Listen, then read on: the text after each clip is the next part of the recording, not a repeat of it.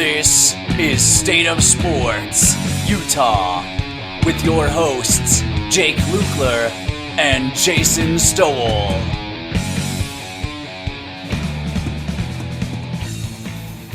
Hey, welcome everybody to the State of Sports Utah podcast Off Season Reaction Show. I am your host, Jake. I'm here with my co-host, Jason Stoll. Howdy. So, I just want to say something before we begin. I had our off-season show pretty well planned out. I had all our topics. I had everything planned exactly how we were going to set it up, what we were going to talk about. And then, of course, a bomb had to drop. And if you haven't heard about it by now, you're clearly not paying attention to college football. So why even bother? But obviously, USC and UCLA are leaving the Pac-12 and going to the Big Ten, and that's kind of the only thing anyone can really talk about. And honestly, it's the only thing that either of us really want to talk about in this off-season show. Now, obviously, this happened a couple weeks ago, but we wanted to just make sure we weren't responding to it too quickly and miss some big news that may or may not occur. But now that Pac-12 Media Day is come and gone, we figured now's a good time before the season starts and before we do our preseason show to talk about our reactions, our predictions, and our preferences. Yeah, and that was such huge, crazy news. It kind of came out of nowhere, and all happened so quick. It was like similar to the Texas and Oklahoma departures, where it was just so like kind of initial report came out, and then like a couple of hours later it was done, like official. That was crazy how fast that moved. Which, of course, as we know, a big deal like this obviously didn't happen in just a matter of hours.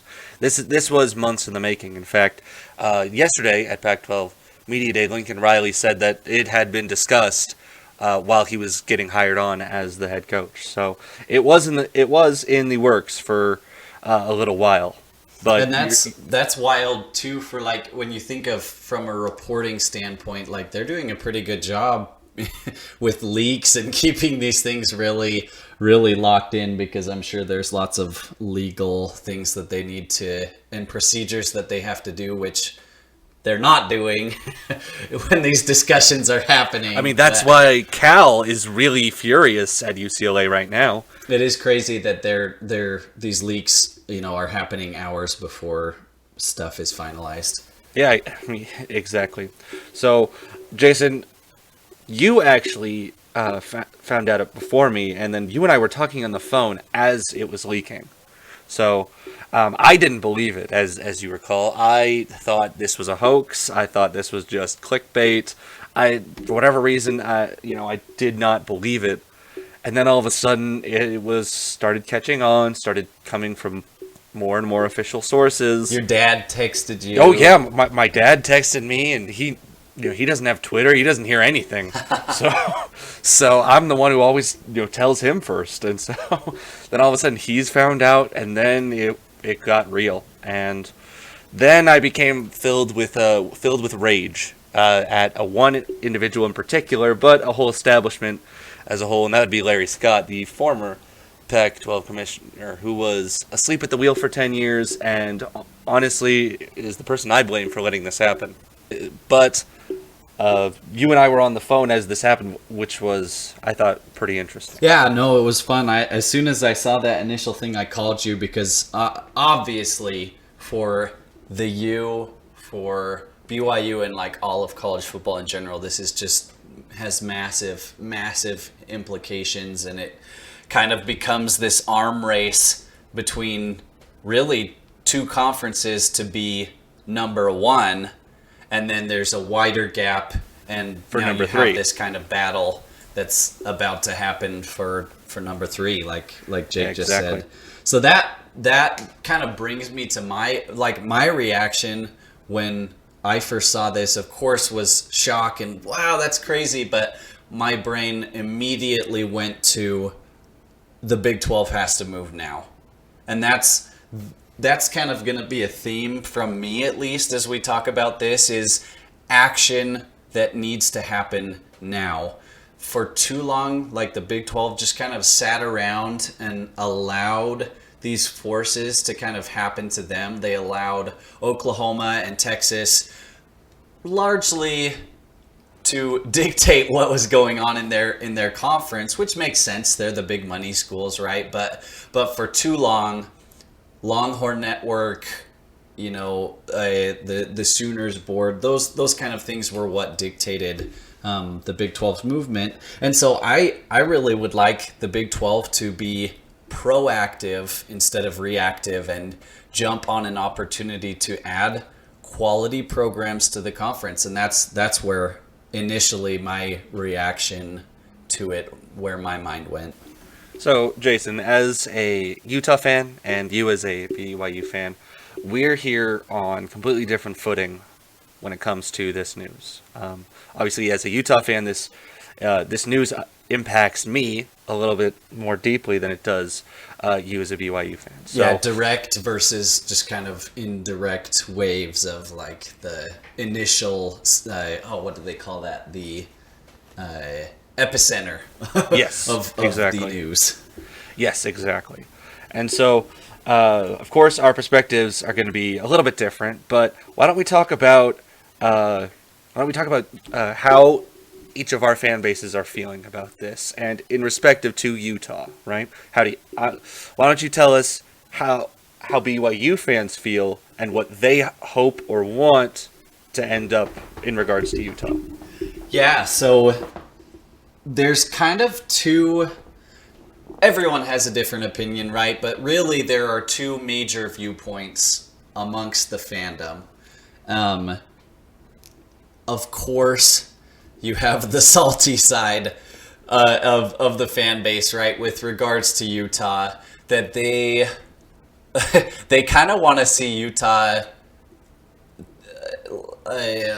They want to see Utah stumble a little bit. Let's be honest. That's the way a portion of the fan base feels. I don't feel like it's a ginormous fan base, and maybe more from like the kind of the older generation that has those really deep, bitter rivalry veins that run through them. But like they feel still hurt and soured by a lot of the treatment, I think, of BYU when Utah initially got accepted to the Pac-12, and then BYU obviously went into independent, and these past 10 years, whether it's talent gap or they so poo-poo, or we're kind of the attitude of like, oh, we're too good to even schedule BYU, we don't need them on our schedule, that kind of thing.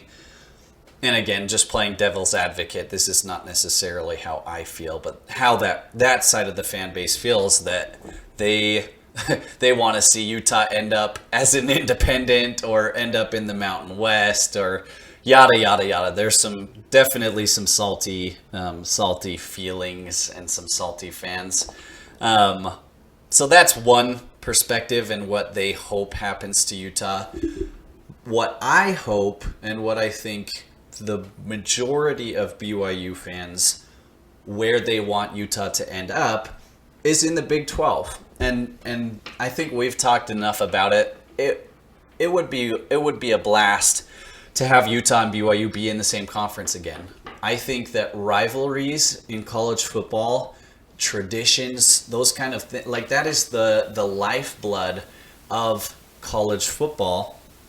And BYU versus Utah, that's a top 10 rivalry in college sports. Easily. Yeah. It is.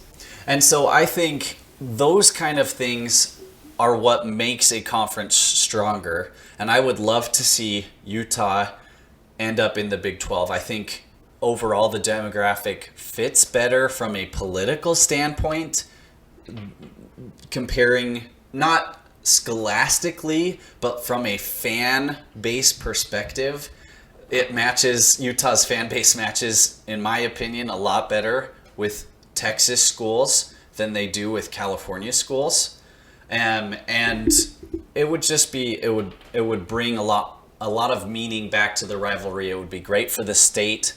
And I think it would be the best move for Utah to do, which I'll get into a little later. But that's kind of the two perspectives. I think a large majority of BYU fans would love to see Utah join BYU in the Big 12 and kind of restore the rivalry to its glorified days, but with a different perspective, not the Bronco Mendenhall perspective where everything is like really bitter. I feel like Utah fans just have a lot of ire towards Bronco because of interactions, and he's just not the best like media person, fan interacting guy. But Kalani's brought back a lot of that respect, which we've talked about, and I think it would be awesome. Yeah, when it comes to Utah fans and where they want Utah to end up, there's actually three camps in this, and obviously because they have quite a bit more stakes and they think about it more in a self-flattering and self-beneficial kind of way.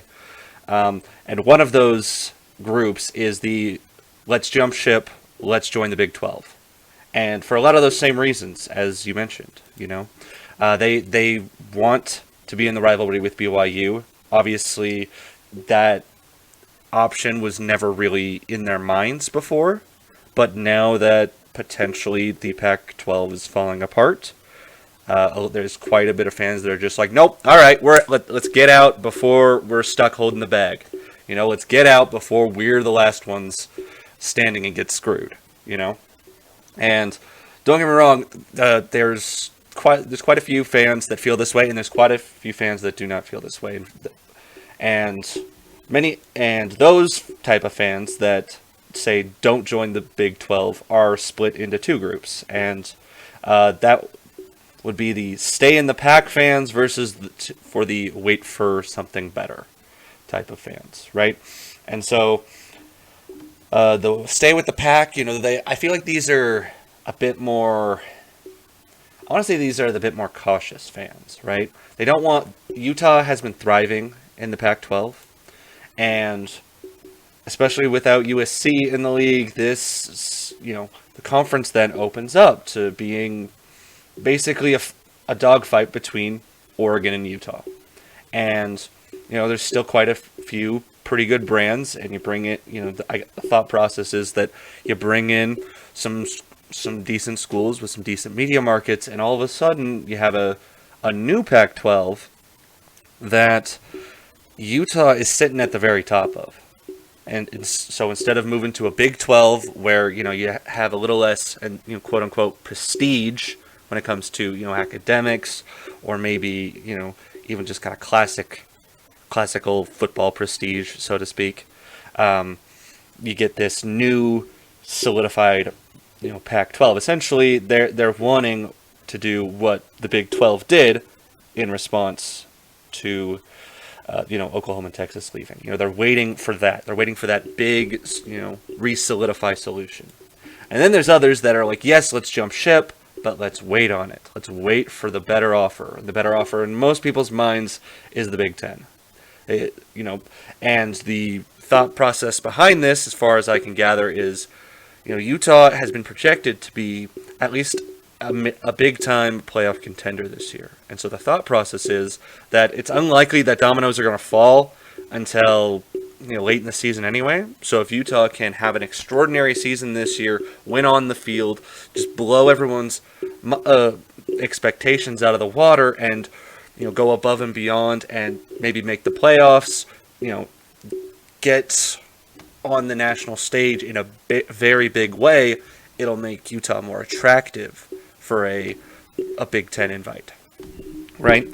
And so when it comes to me, myself, I find myself, especially after the Pac-12 Media Day, I find myself a bit in between a few of these. Like, don't get me wrong, waiting and going to the Big Ten that amount of money is just awesome. I mean, regardless of how you end up doing, that's a lot of money. And so you're going to be able to get a lot of really good recruits, no matter how, at least comparative to your conference, how well you actually do, right?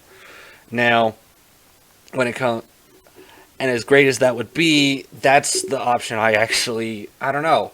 It's the one I'm least excited about. One, because all those schools are really far away, and so I'd never really be able to go on a road game. The championship would be, forever away if Utah ever got there. And plus, I mean, yes, it would definitely be, a huge step up, but it would also, you have to get destroyed by by Ohio State every year. So, and so when it comes to the joining the Big 12, I'm all for it. I'm definitely, I'd say that's probably the camp I'm the most in, is jumping on with the Big 12, mostly just because of, one, I think Utah would, as far as the adjustments going, the adjustment period would be pretty small for Utah. I wouldn't say it's a step up, but it's a lateral move. You're going from a Power 5 conference to another Power 5 conference of a very similar caliber, and the top teams are going to be your rivalry with BYU, Baylor, and Oklahoma State, and those are going to be your main competitors. And that's not, especially if you're looking at a conference of 14, 16, 18 teams, that's not very stacked. I mean, that's pretty well open for the taking, at least from Utah's perspective. So I'm very open to that possibility. But I'm also, I'll admit, I've become a little bit more cautious in the last probably 2 weeks of jumping too early. And, just because you don't know what media deal they're cooking up. There's been a lot of talk about the value of certain schools versus value, of other schools. And so you don't want to leave too early and leave, a better situation off the table. Because like I said, you bring in some other schools to re-solidify the conference, and then all of a sudden you're at the top. And, you're fighting for first and second place every year in this new Pac-12 conference, so to speak. So that's where I am, and then I think that's a pretty well description of the three camps that Utah fans are in. Oh, that makes sense, and I've seen that just in my own interactions on social media with Utah fans as well. That's a pretty good summary. Yeah, honestly, it's a surprising amount that are with the stay with the Pac fan camp. I am very surprised by just how many are very hardcore in that line of thought. Which it makes a lot of sense when you think about kind of Utah's, and it's bummer timing with USC and UCLA for Utah, because Utah's ascension to in the Pac-12, it's now. This is the peak. You've worked your way up, and now preseason poll for the Pac-12, it's overwhelmingly Utah.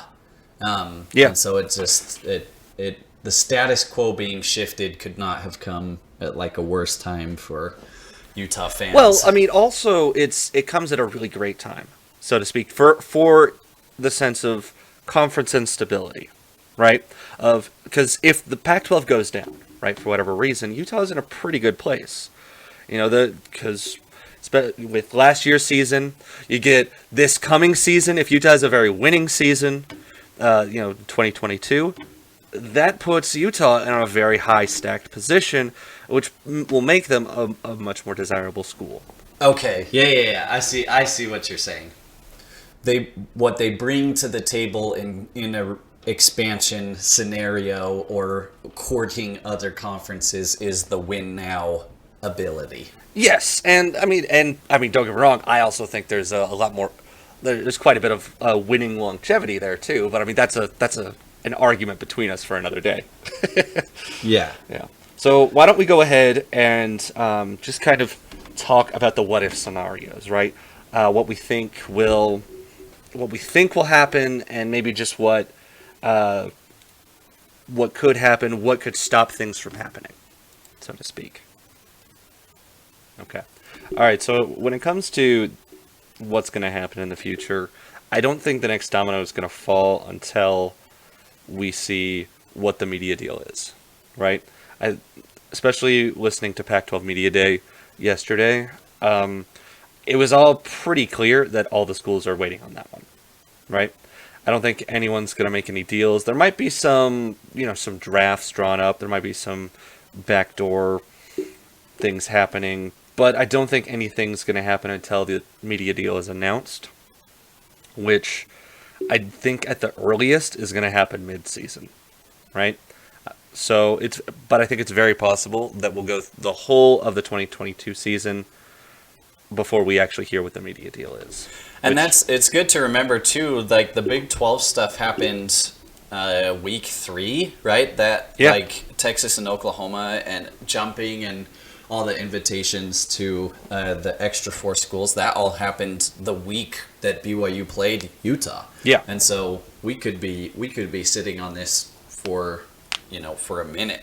And I think too, like you mentioned, the media deal, I think it also, a lot of it leans on or kind of hangs in the balance on like Notre Dame.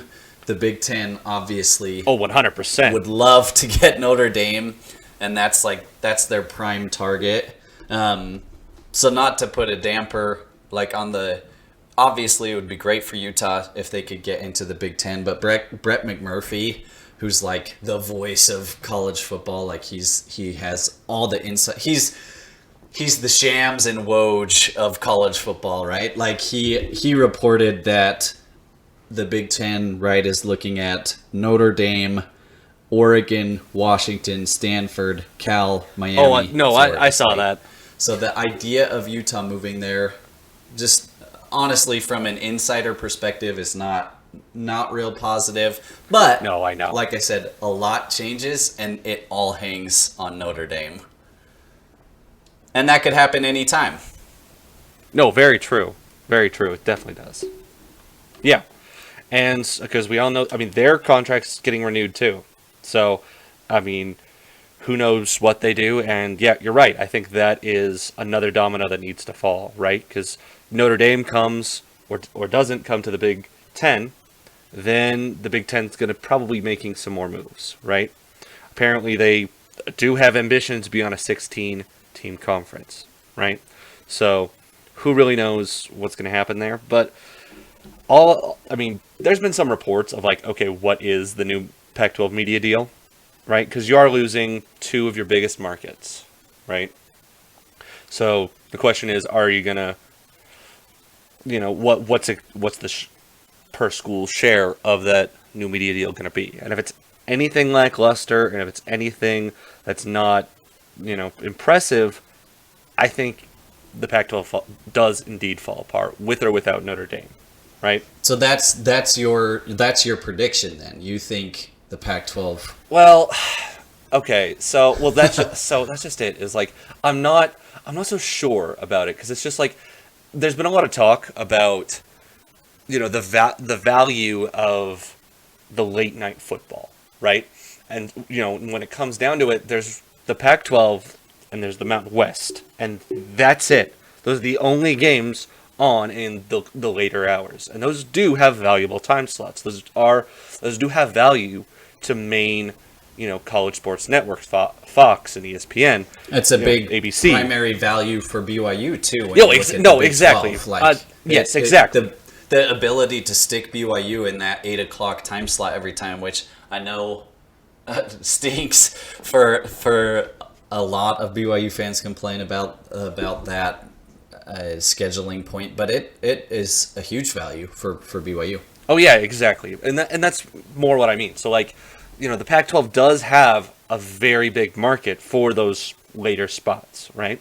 And they will be on prime television during those spots, and especially if NBC decides they want to get more into sports, or CBS. I know they're losing the SEC, for ESPN. Which, can I just say, and I'm sure Utah fans have felt this way from when they played like Alabama, the SEC on CBS is the worst. I can't stand their announcers. They're CBS is the worst, but they do pay, right? So, but that's my point, is like there is a market for later games. And so, the Pac-12 staying together, it does have value in that. And so, so that's why I'm kind of like, I no longer feel confident enough that the Pac-12 is in fact going to fall apart to say that, oh yeah, no, it's going to fall apart, the deal's going to be lackluster, and, they're just going to jump. So, and which I know is not a prediction. I know it's what everyone says, and I hate that that's what everyone says. But the problem is there's truth to it. There's so much truth to it. We just don't know, and it's the worst. So I don't know if I really had to gun to my head, I want to say it is lackluster. I want to say that whatever they try is not going to work, and then the top teams jump, and then the bottom teams either try to cobble together a conference or they end up joining the Mountain West, depending on how few teams are actually left standing. Well, and similar to you, like my vision of what was going to happen was that alongside USC and UCLA, logically to me, it was a no-brainer for Oregon and Washington to be scooped up together with those teams, because when you think about program tradition, current viability, Oregon and Washington are huge brands in the Pac-12, equal to not, and I shouldn't say brands, because that is what sets UCLA and USC apart, is the money and the market. But as far as just a recognized college football brand, I feel like Oregon and Washington are on equal footing with USC and UCLA. So it was a shock to me that they didn't get scooped up then and haven't already been scooped up now. And my cautious side, right, views that as the next domino. If I had to predict, I really do think that Oregon and Washington are just going to siphon as much money as they possibly can out of the next deal. If the Pac-10 sticks together, right, they're going to try and vie for the most money, and they will just wait, and the Big Ten will offer, and they'll be out. And so that is why I say, when I talked about earlier about action and being proactive versus reactive, that's what I'd like to see from Utah, Colorado, Arizona, and Arizona State. Don't wait for Oregon and Washington to dictate what you do. Force their hand by making your own path. By jumping to the Big 12, you put Oregon and Washington in a bad spot, frankly, because obviously the Big 10 doesn't 100% want them. Maybe even doesn't want them 80%, But yeah.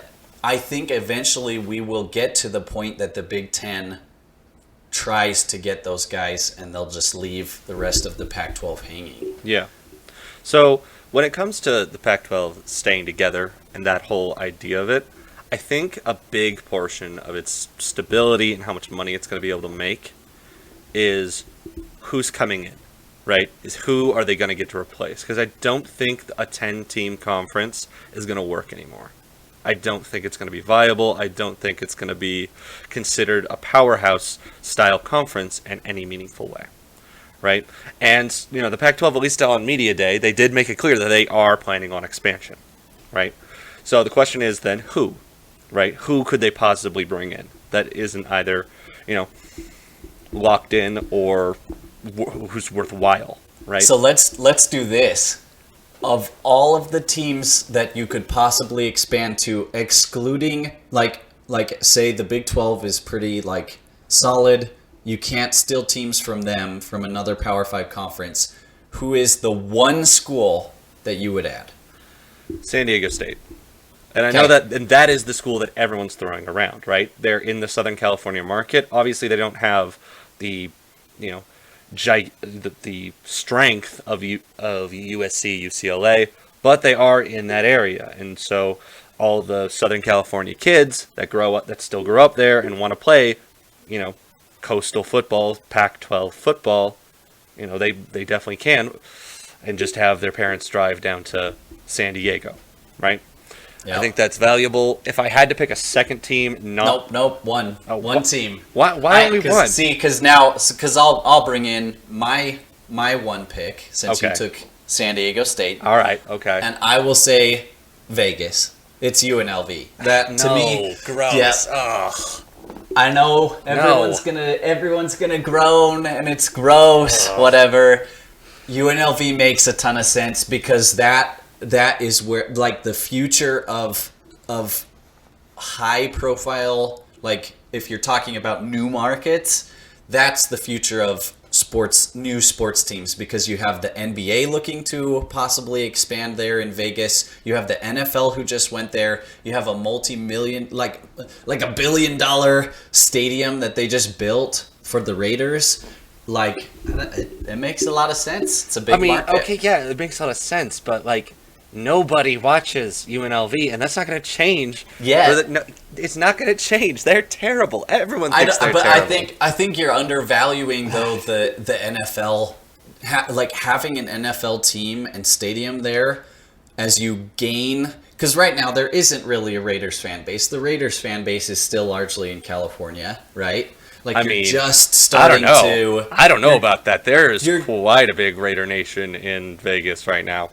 I mean, you're just beginning though. Okay. Your fan base of UNLV of the Vegas Raiders just started, right? Okay. And I think as they grow, UNLV's team grows. That's my opinion. All right. I mean, I know there's plenty of people that disagree. I'm one of them. To man. me, that is no to way. me, it just makes a lot of sense. I mean, NFL, in that and sense, if the it does, NBA adds a team there.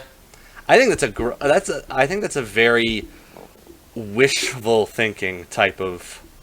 It's Vegas, man. I mean, yes, it is Vegas, but again, UNLV is terrible, and they've always been terrible. Now, dude, in the last 20 years, do you know how many winning seasons they've had? 2. Probably 2. Not many. No, it is 2. And you want to know? One of them was 6-6, and one of them was 7-5. So if we go back to like 80s, early 90s Utah football, that's where they were. I mean, similar market size. Okay. I'm just saying, UNLV market's is gonna be a future hot spot. I don't know. I think UNLV would be a huge mistake, man. Ugh. If you're taking 4 teams, you're gonna take? You're gonna take Fresno State. Yes, Fresno would actually be my second pick, honestly. And but Boise over UNLV? Yes. No way. Look, I don't want Boise in the conference at all. I don't. Boise is a terrible TV market. There's nobody in Idaho that watches football. Yes, Idaho's growing, but they're all out-of-staters that'll watch California school football. They're not going to watch Boise State football, right? And I mean, let's just call it as we see it, right? And it's just, I hate the idea of Boise being in the conference almost as much as I hate UNLV. You know what? Fine. I would take UNLV over Boise. I would. I would take San Diego State. Fresno State would be my second pick, and then, and yeah, honestly though, yeah, I don't know. It's tough, and that's again. It is tough because you're picking out of the Mountain West. This comes back to my point of do not let Oregon and Washington and Stanford and Cal be the ones that dictate everything that happens for the future of your conference. It's also underwhelming. Take control. Get with the 4 corners, right? Colorado, ASU, Arizona, and get your butts to the Big 12, man. Yeah. Well, okay. So let's just explore one more scenario, right? So let's say that in order to stay afloat and to not have to just pick up a bunch of, Mountain West schools, let's say the Pac-12 goes after some other Power 5 teams, and I guess the closest conference is obviously the Big 12, right? So you, and all your ears to the ground, if the Pac-12 came a calling to BYU, would BYU? No. You really don't think so? No, 100% no. All right. Nope. They're, and I think, this is partially why the Pac-12, and we've talked about this, and plenty of people have talked about this, but it's the inactiveness of the Pac-12 that has put them in this situation. Because as soon as Texas and Oklahoma had bolted, the Pac-12 came in to not even BYU, but like TCU, Oklahoma State, Baylor, some of the top universities from the Big 12, or even like the biggest markets in the Big 12, and they poached then. I think we would be in a completely, and the Pac-12 would be in a completely different position. Yeah, that's Larry Scott for you. But now, Yeah. I just don't see any, and not just BYU, any of the Big 12 schools wanting to go to the Pac-12. That's how dire of a situation ultimately it really could end up being. Yeah, and see, that's kind of how I am. I trust me, I have a lot of wishful thinking in that, oh yeah, we could probably poach Oklahoma State and Baylor if we really wanted to. We probably could. But I don't know, it's just, why didn't you do that? I don't know, that's my rage that I was talking earlier at Larry Scott. That's my rage at Larry Scott that I was feeling at the initial reaction.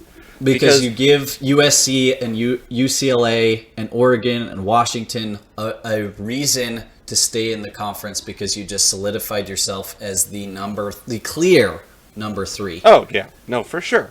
And it's just like I said, Larry Scott was asleep at the wheel for 10 years, and let the conference degrade into apparently not good enough for USC, which they've been a part of for 100 years. So.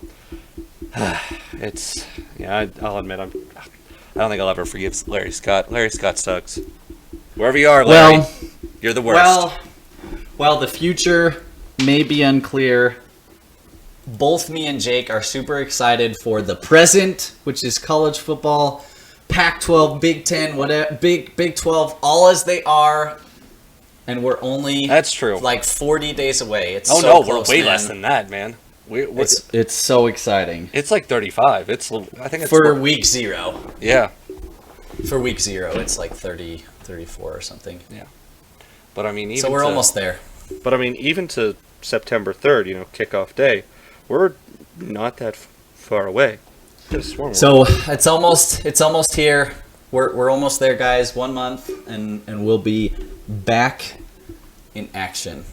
Yep, and please, everyone, stay tuned for our preseason show. We're going to be predicting weeks 1 and 2. We're going to be predicting the season as a whole. We're going to be talking about fall camp and any revelations that have occurred since then. Who knows? We might be re-talking conference realignment then. We have no idea.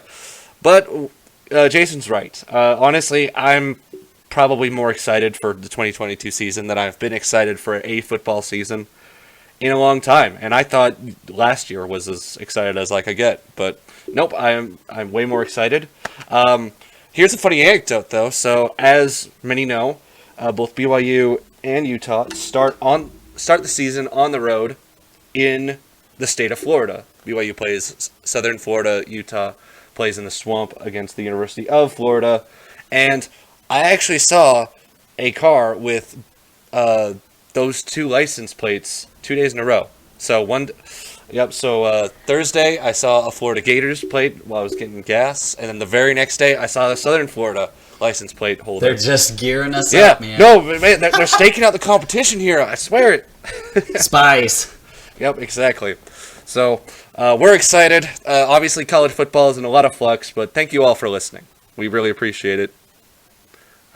Like and follow for if you haven't already, and this is Jake and Jason signing out. See you guys. Thank you for listening to this State of Sports Utah production. SFX technical support provided by Samantha Knight.